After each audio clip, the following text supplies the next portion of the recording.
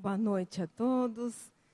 Que nesses momentos possamos tranquilizar as nossas mentes, os nossos corações, deixar por alguns instantes tudo aquilo que nos aflige, que nos angustia e nos preocupa, para sintonizarmos com as vibrações superiores dos amigos espirituais aqui presentes, para que possamos alimentar a nossa alma, o nosso espírito, renovar as nossas atitudes, as nossas esperanças e a nossa fé. E hoje vamos conversar um pouquinho a respeito das palavras, do seu poder e da sua criação. Porque a palavra é muito importante para a nossa comunicação e para o relacionamento humano. E, primeiramente, precisamos entender onde a palavra se forma em nós. Qual a origem e a formação da palavra? Mas nós vamos estudar gramática? Não, não é isso, não. Nós vamos ver como a palavra surge em nós. O Emmanuel, no livro Pensamento e Vida, nos diz o seguinte, que a emotividade plasma a ideia. E a ideia comanda a atitude, a palavra que determina a ação. O que o Emmanuel está querendo dizer com isso? Que nós vamos fazendo assim, ó. De sentimento em sentimento, nós vamos formando as ideias. E que de ideia em ideia, nós vamos formando as palavras. E de frase em frase, nós vamos formando as nossas ações. Isso quer dizer que a nossa palavra teve origem onde? No nosso pensamento. Só que esse pensamento surgiu de um sentimento. Podemos dizer que a palavra é a manifestação do que estamos sentindo e pensando. Por isso que Jesus nos diz aqui em Mateus capítulo 12, versículo 34, a boca fala do que está cheio o coração, querendo dizer que é do coração que parte as más tendências, as más atitudes, os vícios, e também é do coração que parte as obras edificantes, o amor, a fraternidade, as coisas boas. E o poder criador da palavra? A palavra é um vigoroso fio de sugestão.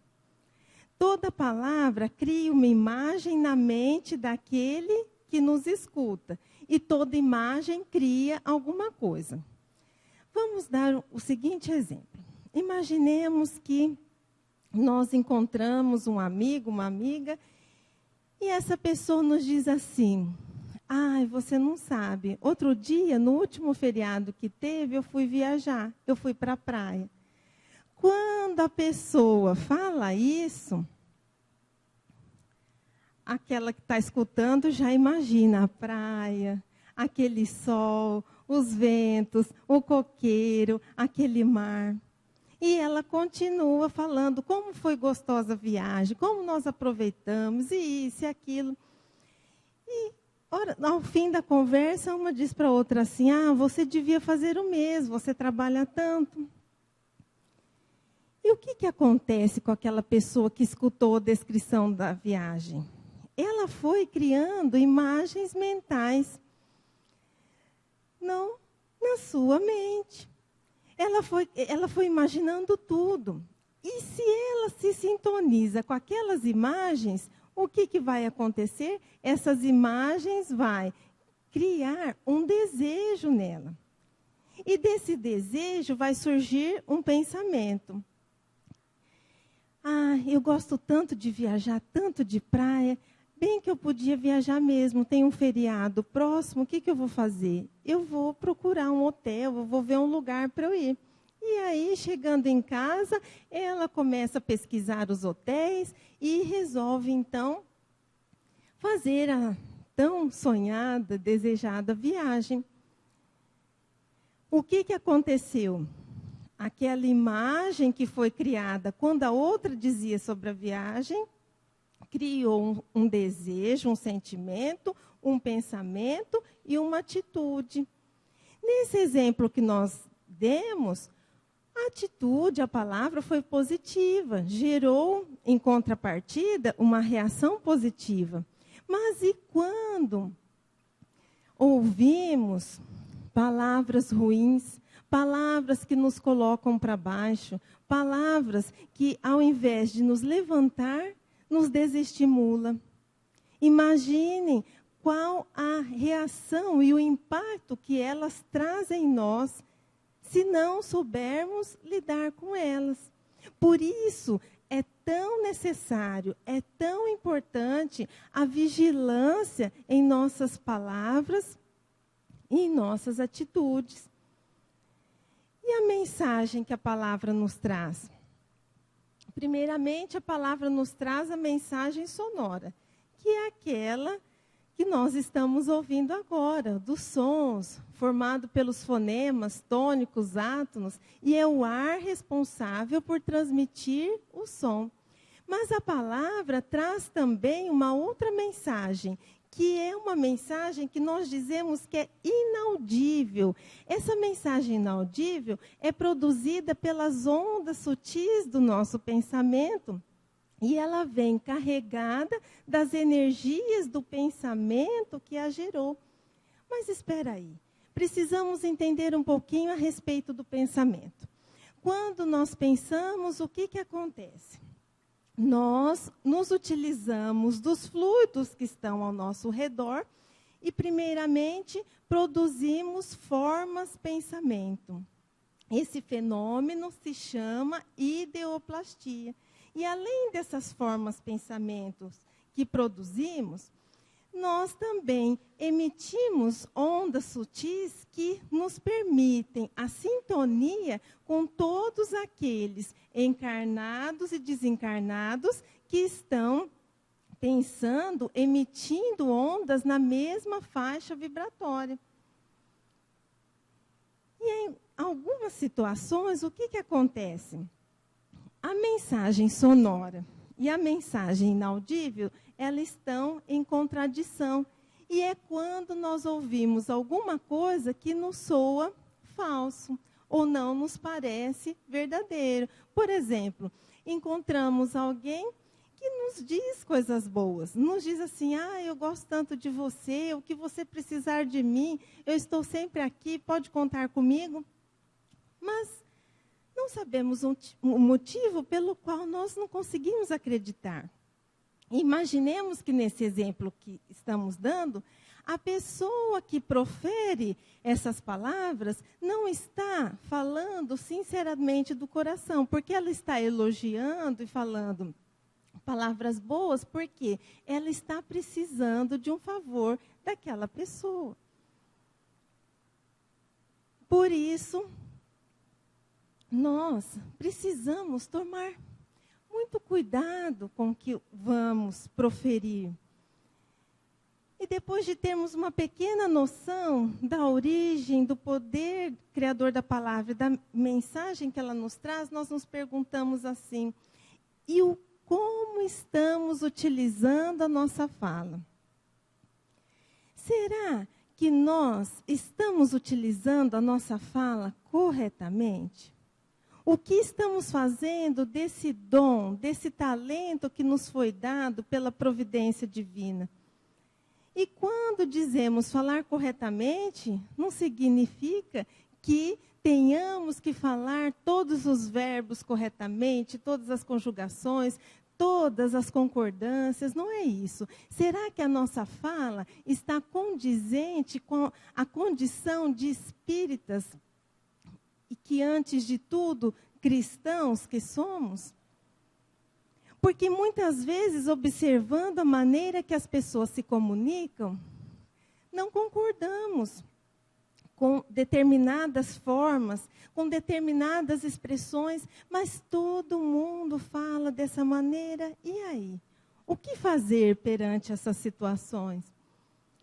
Procuremos no Evangelho de Jesus e na doutrina espírita as explicações e nós a encontraremos. E uma primeira dúvida que surge pode já primeiramente ser dirimida com o que nos diz Paulo em Efésios, capítulo 4, versículo 29.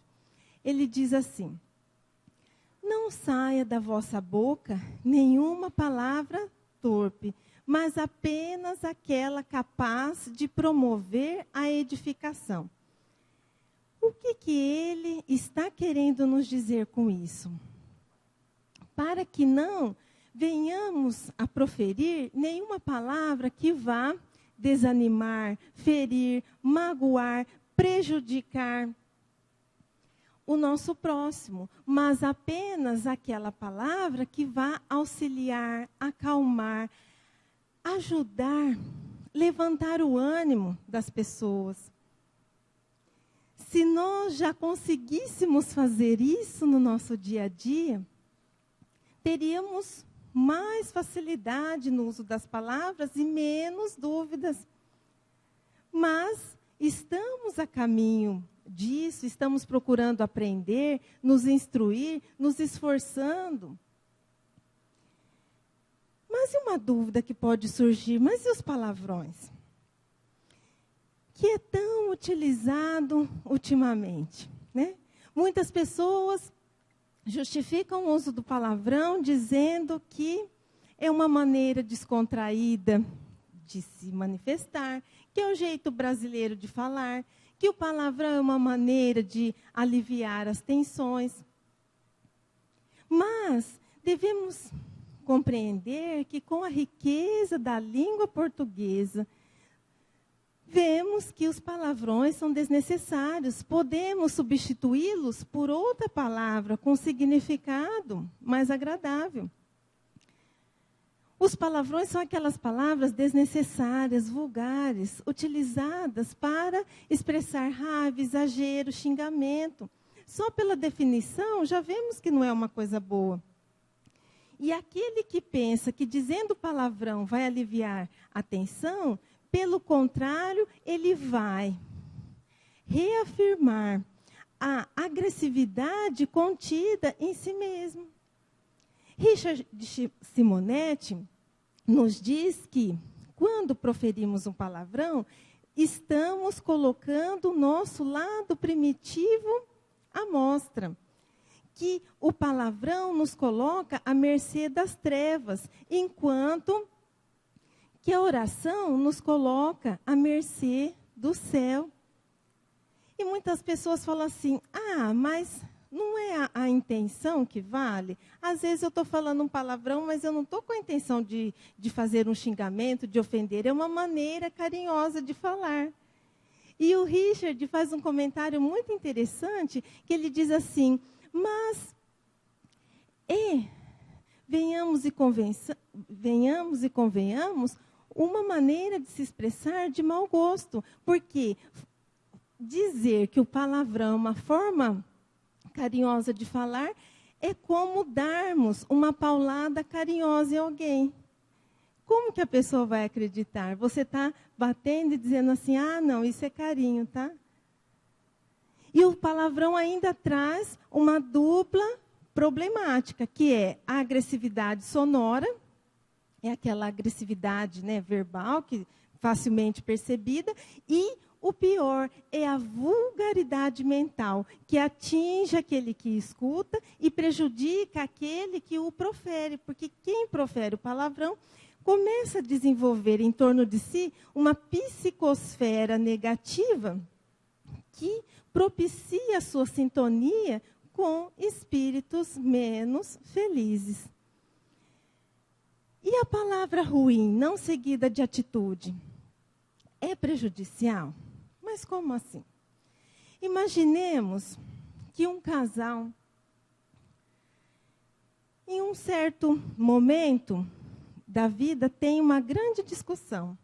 E o marido diz assim para a mulher: eu te odeio, eu vou me separar de você, eu vou fazer da sua vida muito infeliz. Você vai se arrepender de ter nascido. E começa a falar aquele monte de coisa, no auge da briga. Aí, no fim daquele dia, eles não conversam mais, passa-se uma noite. No outro dia, o marido reflete e vê que ele estava muito nervoso. Ele não pede desculpa, fica uns dias sem falar, mas ele não se separa, não faz nada, e passa um tempo, eles continuam. A palavra dita naquele momento foi prejudicial? Foi. Por quê? Entendendo o mecanismo de formação, origem e formação da palavra. Quando ele disse tudo aquilo para a esposa, ele teve um sentimento de raiva. Aquele sentimento de raiva fez com que ele pensasse mal a respeito dela. E pensando mal, ele manifestou tudo aquilo que ele estava sentindo. Ele ainda criou imagens, formas, pensamento em torno de si, fez com que o seu pensamento vibrasse em ondas inferiores, e nisso ele teve um empenho energético, deixando o seu campo vibratório suscetível a influências menos felizes. E aquela pessoa que ouviu tudo aquilo? Bom, ela teve também a impressão daquelas energias que vieram junto com as palavras, a mensagem inaudível. Foram criadas em sua mente imagens também, conforme ele ia dizendo aquelas coisas. Essas imagens geraram um sentimento, vamos dar um exemplo, de mágoa. Poxa, eu sou uma companheira tão dedicada, só porque eu fiz isso ou aquilo, ele já vem com essa agressividade toda. Aquele sentimento gera um pensamento, e esse pensamento pode gerar uma atitude de vingança, porque ela também pode pensar assim: ah, mas ele vai ver só, ele está falando tudo isso, mas eu também vou prejudicá-lo. Se aquela pessoa que ouve, depois ela também consegue se equilibrar, consegue refletir, consegue fazer uma prece, consegue desabafar com alguém e ouvir um bom conselho dizendo: acalme-se, deixa a poeira sentar e depois procura esclarecer o ocorrido, ótimo. Mas e se essa pessoa começa a desenvolver em si o pensamento de vingança? Por quê? O Emmanuel, no livro Palavras da Vida Eterna, nos diz assim: que a nossa conversação, sem que o percebamos, age por nós naquele que nos escuta. Nós falamos. Muitas vezes nós até esquecemos o que nós falamos, mas aquilo que nós falamos é uma criação, é um ser vivo naquele que nos escutou. Podemos não tirar a vida das pessoas, mas somos capazes de, através das palavras, matar as suas esperanças. Podemos não roubar os pertences dos nossos irmãos, mas através das palavras somos capazes de roubar os seus sonhos. Podemos não agredir fisicamente um irmão, mas através da palavra somos capazes de atingi-los com palavras duras como aço. Podemos nos cuidar a fim de não transmitirmos doenças aos nossos irmãos, como estamos vendo ultimamente com as epidemias do Zika, dengue, H1N1. Nós tomamos cuidado para higienizarmos as nossas mãos, cuidamos do nosso exterior, mas através das palavras somos capazes de contaminar as pessoas com o nosso pessimismo, com o nosso azedume, com a nossa maledicência. E a palavra boa, não seguida da atitude edificante, tem valor aos olhos de Deus? Imaginemos assim: um trabalhador aqui da casa, que aqui no centro é o mais solícito de todos. Tudo que se pede a ele, ele faz. Está sempre pronto a ajudar, a colaborar, a participar das campanhas. Mas, quando chega em seu lar, tchan, tchan, tchan, tchan, ele é um vilão. Ninguém pode pedir nada, não se pode pedir um conselho, não se pode pedir um favor. Lavar a louça, arrumar a cama, tirar a toalha molhada do chão, nem pensar, ele vira uma fera. E vamos lembrar do que Jesus nos disse em Mateus capítulo 5, versículo 37. Seja o vosso falar sim, sim e não, não. E aí nós já teremos a resposta desse nosso exemplo. A nossa palavra, que origina a nossa atitude, ela tem que ser embasada o quê? Na boa obra, nos bons exemplos, porque se a palavra convence, o exemplo é que arrebata. A nossa palavra, ela tem que expressar realmente aquilo que nós estamos sentindo e pensando, porque senão a hipocrisia. Quantas vezes as pessoas elogiam, as pessoas nos agradam porque estão com interesse atrás disso? Isso não é correto, isso não é honesto. Nós precisamos sentir o bem e expressar o bem.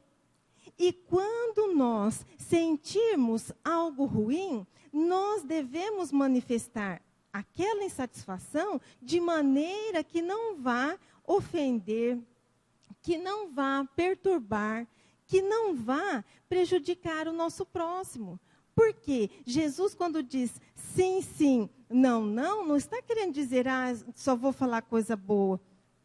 Algumas vezes nós precisamos orientar a atitude de alguém, nós precisamos mostrar que tal caminho não está correto, que tal atitude não é correta, mas saibamos nos expressar, saibamos falar com amor, com bondade, utilizando-nos até de um recurso da gramática, que é o eufemismo. O que é o eufemismo? O Chico foi uma das pessoas que muito se utilizou do eufemismo, porque ele acreditava que o que sai da boca é que contamina o homem, como disse Jesus. O eufemismo é uma maneira de dizer as coisas de forma mais amena. Então, para o Chico, ele não dizia os presos, ele dizia os educandos. Os empregados, ele dizia auxiliares. Os adversários, ele dizia os irmãos estimulantes. Os maus, ele dizia os ainda não bons. Tendo com isso uma atitude de respeito para os irmãos que ainda estavam numa condição de dificuldade e inferioridade moral, porque ele sabia que todos nós trazemos as nossas fraquezas também. E as queixas e as reclamações? Isso aqui ninguém faz, né? Alguém reclama aqui? Olha que maravilha. Só os outros, né? A gente não reclama. Então, se está chovendo, porque está chovendo. Ai, como é difícil. Ai, a minha chapinha, né? Que eu fiquei meia hora fazendo. Se não chove, ai, esse calor vai me matar. Não sei o que vai ser de nós, né? E assim vai. Esse é só um dos exemplos. Mas quando nós nos queixamos, o que acontece?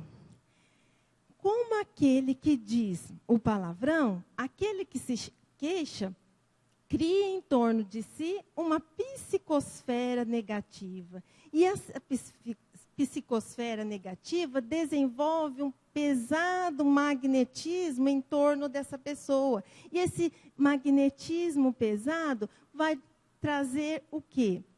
O desânimo, o azedume, a doença, a depressão e tantas outras coisas ruins que são capazes de contaminar o ambiente que a pessoa vive.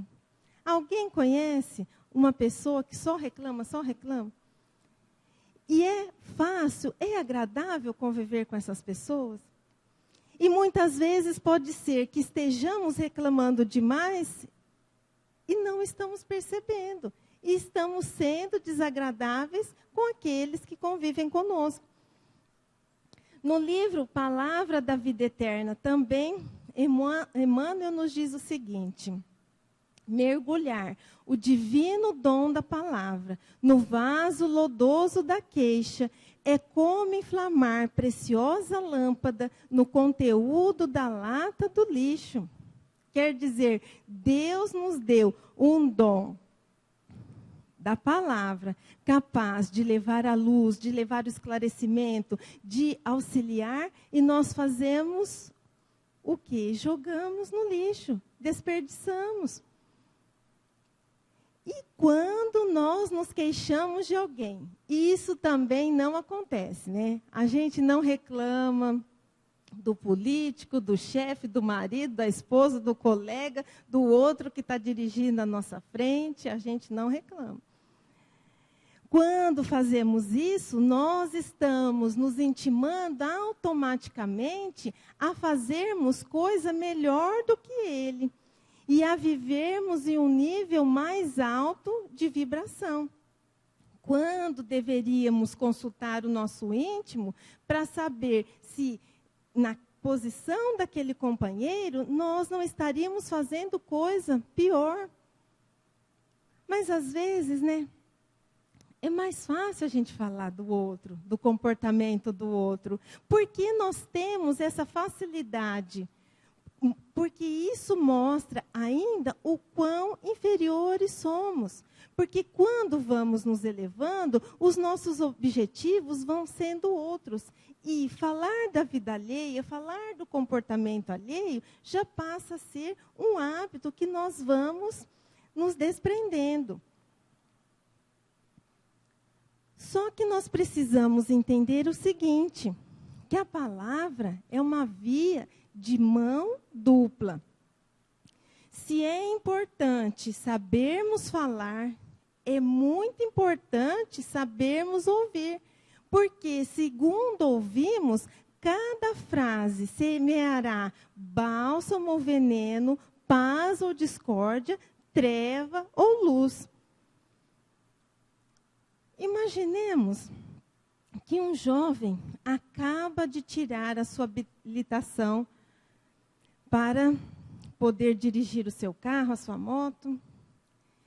E ele, com a habilitação na mão, chega ao pai e fala assim: pai, agora eu já estou, né, apto a dirigir e eu gostaria de pedir o seu carro emprestado para passear numa das movimentadas avenidas aqui da cidade, no sábado à noite.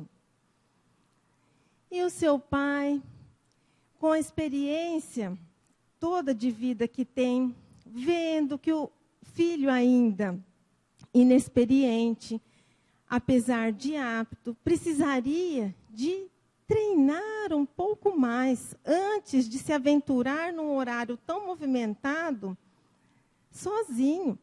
E ele diz assim: meu filho, eu vou deixar, mas vamos treinar mais um pouquinho, vamos sair juntos num dia de domingo, num bairro tranquilo, porque aí você vai perdendo o medo.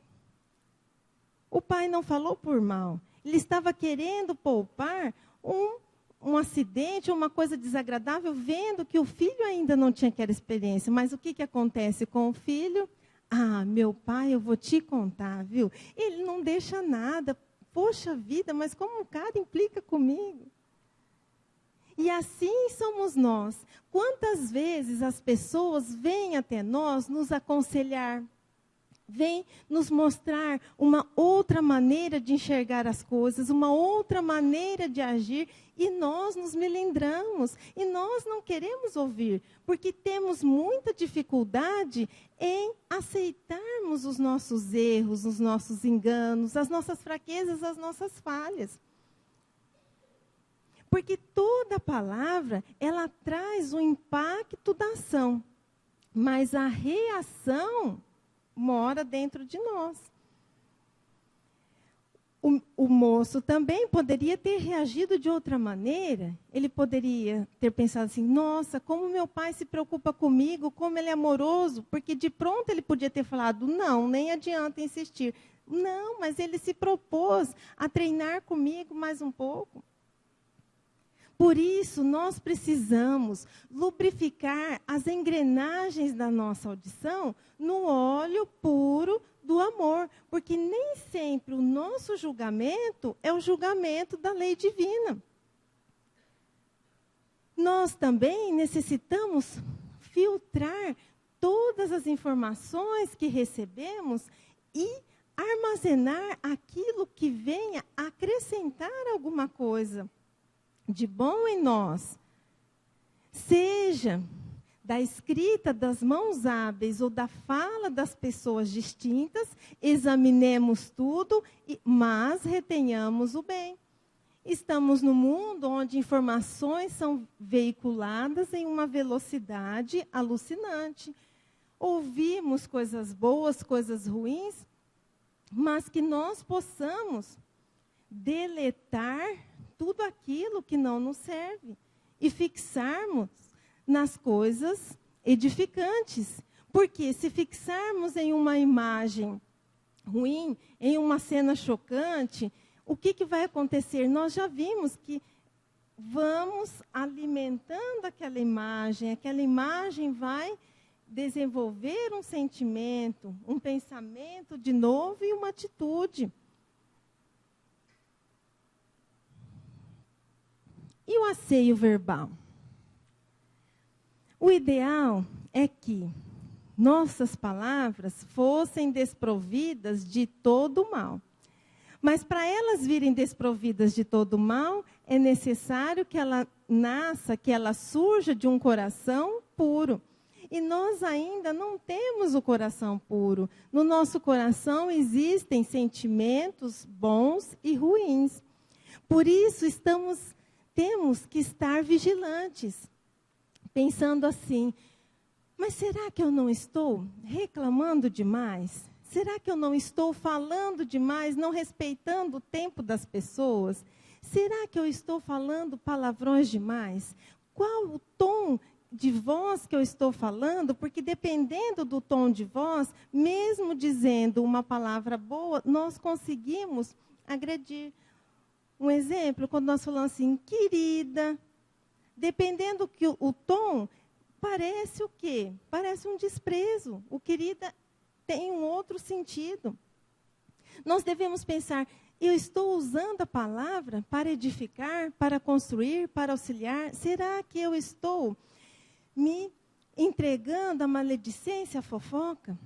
E isso ainda é necessário, porque nós somos e estamos inferiores, com sentimentos menos felizes. A partir do momento que vamos nos melhorando, que procuramos aprender, que procuramos nos transformar, que procuramos nos deixar envolver pelos sentimentos de fraternidade, de amor, as palavras sairão naturalmente límpidas do nosso coração. E para nós assegurarmos a harmonia geral, nós fazemos uso das leis, das regras, dos regulamentos. E para imunizarmos a nossa vida íntima, protegendo-nos contra os prejuízos e distúrbios, Deus nos concede o controle do pensamento e o governo da nossa língua. Quanto mal pode ser evitado se naquele momento nós nos silenciamos? Porque quando estamos nervosos, um conselho, procuremos não falar nada. Porque naquele momento de alteração, muito provavelmente podemos ofender e prejudicar alguém. E não sabemos a reação da pessoa. Tem pessoas que ouvem, compreendem o nosso desequilíbrio e nos perdoam. Tem pessoas que não esquecem e não perdoam de jeito nenhum. Ao proferirmos uma palavra, pensemos assim, eu vou falar aquilo para aquela pessoa. Será que eu gostaria de ouvir isso e da maneira como eu vou falar? Vamos falar dos outros o que gostaríamos que falassem de nós.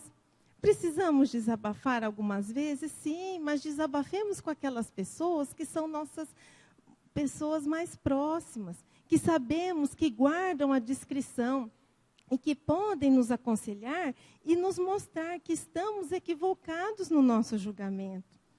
Que possamos, assim, fazer o bom uso das nossas palavras, possamos desenvolver esse talento que nos foi dado.